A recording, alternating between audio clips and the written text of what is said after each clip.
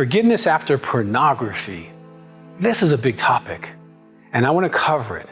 So I want you to stay tuned as we do this now. If you're new to our channel, please, there's a subscribe button, hit that, and that little bell, click that so that you can be informed of our next helpful information for you to heal.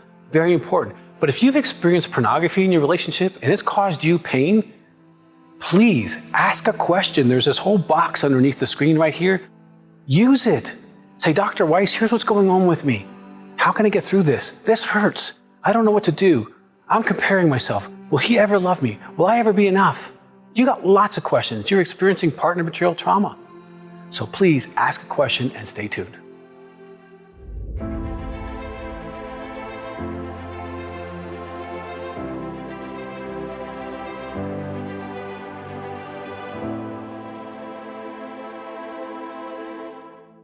You're in a relationship, been a while, you love him, you think he's a good guy. Maybe you've been married for 10, 20, 30, 50 years, and you think everything's great.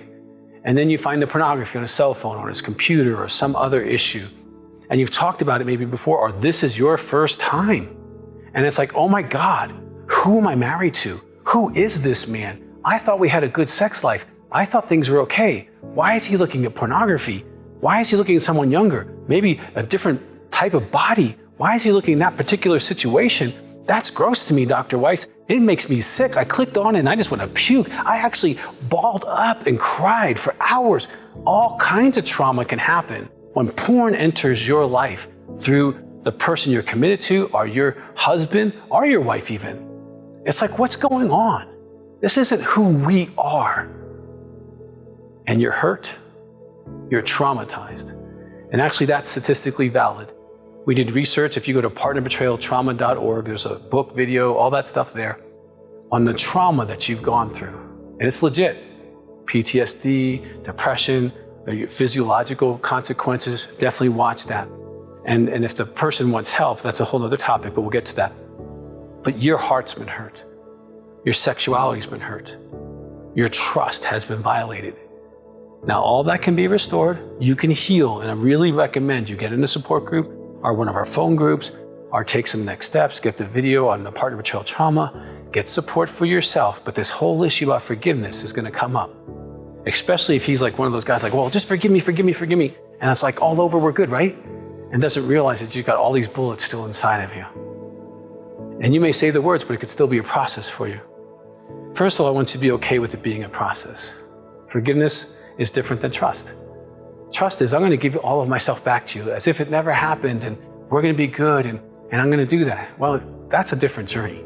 And that may take him doing some polygraphs, doing an intensive, getting counseling, or being in support groups, or some kind of discipline that will protect you from this happening in your life. Him just saying, I'm not going to do it anymore, that's foolish for you to believe that. I've done thousands of sexual inventories of men, probably 5,000. Most of this pornography stuff starts in early adolescence and is very consistent. And it doesn't stop by them saying, I'm going to be a good boy. Okay, it's an addiction. So please get accurate information. If he needs to do a polygraph for you, all the questions about, is he cheating on me? Is he into this? Is he into that? Is that really what he wants? That can all be settled in a polygraph. And you can do that here in my office or somewhere close by. You want information. But forgiveness, that's a process. So yes, you can write the letter out, I forgive you, that's fine. You can sit in a chair and role play him and saying, hey, forgive me for doing this, and then switch over here and decide if you're going to forgive him. And you may have to do that once a month for 2 or 3 months, okay? But it is going to be a choice. Now let me tell you this, it's not a choice based on him, it's a choice based on you. At some point, you're going to want to say, I know what you did, I'm not going to hold it against you. Now that does not mean I'm going to trust you. That does not mean I'm going to give you myself. That does not mean we're going to have a great happily ever after here, because I don't know what the future is. But I know I have to forgive you for my own health, because I don't want to be toxic, and I don't want to be bitter, and I don't want to be angry for years, okay? And I don't want to wait for you to grow up to be a man enough to say, forgive me, and actually mean it. Because it can take, ladies, it can take 6, 8, 12 months for a man to have empathy and be broken about what he's done to you. So you don't need to be trapped for that long. You don't have to need his permission to forgive him. He doesn't even have to know you did it. You can do it in your room. Write it out, sit out, do that. But here's what I do know. Forgiveness is a process. 2 things make it better. 1, support. So if you're not in a support group, a telephone group, or some kind of counseling, you need to be. Pornography is a legitimate wound, and if you don't heal it, it can really affect you for years, physically, emotionally, sexually, and in other ways. You don't deserve to have those consequences, but you will if you don't get help. Secondly, forgiveness is intentional. You want to be an intentional process, whether it's journaling, whether it's doing the chair thing back and forth, whether it's counseling, but check in at least monthly with somebody. Okay, and if you need help, we have telephone counseling. We do intensives here in our office for just you or for you as a couple. You can do a polygraph. You can find out if this is everything or if there's a lot more for you to worry about. Because once this goes off, your intuition goes all over the place. Okay, and all of a sudden, things that were never on the table for you to ask or think or imagine, they're in your mind all the time.